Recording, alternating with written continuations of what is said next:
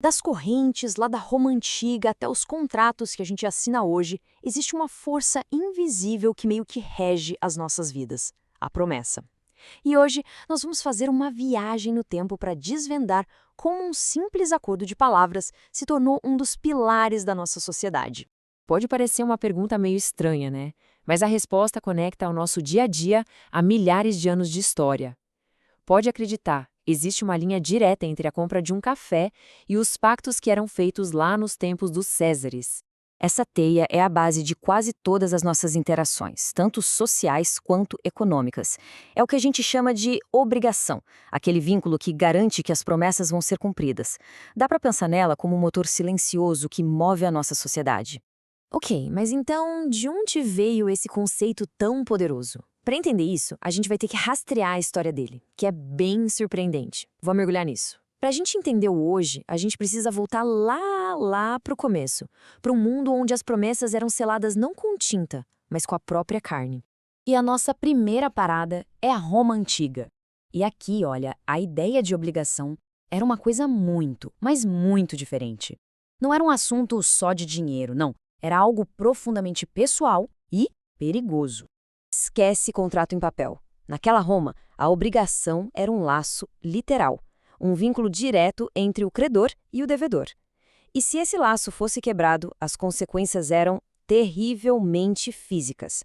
A palavra de alguém não era garantida pelo seu patrimônio, mas pela sua própria pessoa. E essas consequências eram brutais, de verdade.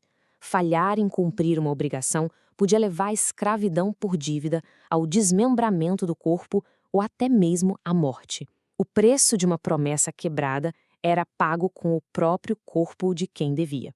E então, no meio dessa realidade brutal, veio um ponto de virada: a Lex Poetelia Papiria. Essa lei mudou completamente as regras do jogo. Ela basicamente disse: chega, uma dívida é sobre bens, não sobre corpos. Pela primeira vez, a vida e a liberdade de uma pessoa foram colocadas acima da dívida. Foi uma verdadeira revolução. E isso aqui ilustra a mudança de uma forma brilhante. A responsabilidade deixou de ser pessoal, né, ligada ao corpo, e passou a ser patrimonial, ligada aos bens. O foco mudou da pessoa para as suas propriedades. E essa é a base do sistema que a gente conhece hoje. Com o corpo a salvo, a execução da promessa deu um novo passo. O foco mudou do que se tinha para o que se queria. A lei começou a se interessar por algo bem mais sutil, mas com poder imenso: a vontade humana. É que antes o que importava eram os rituais, as fórmulas exatas, sabe? Agora não. O que realmente começou a contar foi a vontade, a intenção por trás da promessa.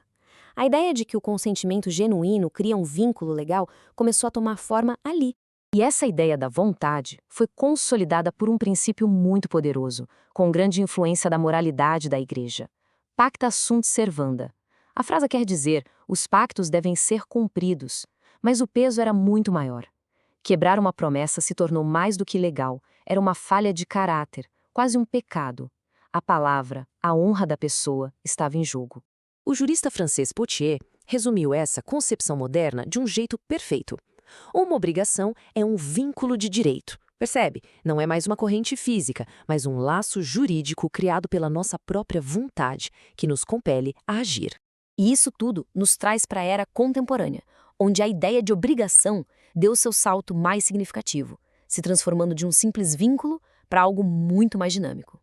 Agora, o que é realmente interessante é essa mudança de perspectiva. A obrigação não é mais uma corrente estática com um credor que só espera e um devedor que só deve.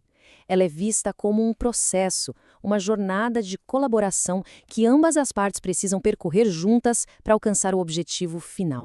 Esse processo moderno é guiado por 3 princípios-chave. O primeiro é a autonomia privada. Pensa nisso como a liberdade de ser o legislador da sua própria vida. É o poder de negociar um contrato de trabalho, de definir o preço de algo que está à venda, de criar as regras do jogo nos próprios acordos, gerando efeitos no mundo real. Mas essa liberdade não é absoluta. A lei enxerga isso de 2 formas. Em acordos sobre dinheiro e bens, a autonomia é bem ampla. Mas quando a gente entra em questões de família, por exemplo, essa liberdade é mais limitada. Porque aqui o que está em jogo não é apenas patrimônio, mas a dignidade e o bem-estar das pessoas. O segundo pilar é a boa-fé objetiva. E não se trata do que cada um pensa ser honesto, não. É um padrão de conduta que a sociedade espera de todo mundo. É aquela regra não escrita de jogar limpo, ser transparente e não tentar tirar vantagem do outro do início ao fim do acordo. A boa-fé atua em 3 frentes. Primeiro, ela é limitativa. Impede que alguém use seu direito de forma abusiva só para prejudicar o outro. Segundo, é interpretativa. Ajuda a entender o que as partes realmente queriam dizer, mesmo que não estivesse escrito perfeitamente. E, por fim, ela é integrativa, ou seja, ela adiciona ao contrato deveres que nem estão no papel, como o dever de informar e cooperar. E o terceiro princípio é a função social. Isso significa que um contrato, mesmo que privado, não pode prejudicar a coletividade. A liberdade de contratar, por exemplo, não permite que alguém faça um acordo para poluir um rio ou criar um monopólio que prejudique os consumidores. Nenhum acordo existe num vácuo. Ele precisa respeitar a sociedade ao seu redor. Então, vamos recapitular essa jornada incrível de um vínculo físico e brutal a um processo complexo de colaboração mútua. A gente começou em Roma com uma corrente pessoal e perigosa. A Lex Poetelia Papiria mudou o foco para a propriedade. A era moderna elevou o poder da vontade individual e hoje a gente entende a obrigação como um processo dinâmico de cooperação, guiado pela autonomia, pela boa-fé e pela função social. Que baita evolução, hein? Então fica a reflexão. Cada promessa que a gente faz carrega toda essa história. A pergunta é: o próximo acordo será uma corrente que prende ou o início de uma colaboração que constrói? A escolha define a natureza das nossas relações.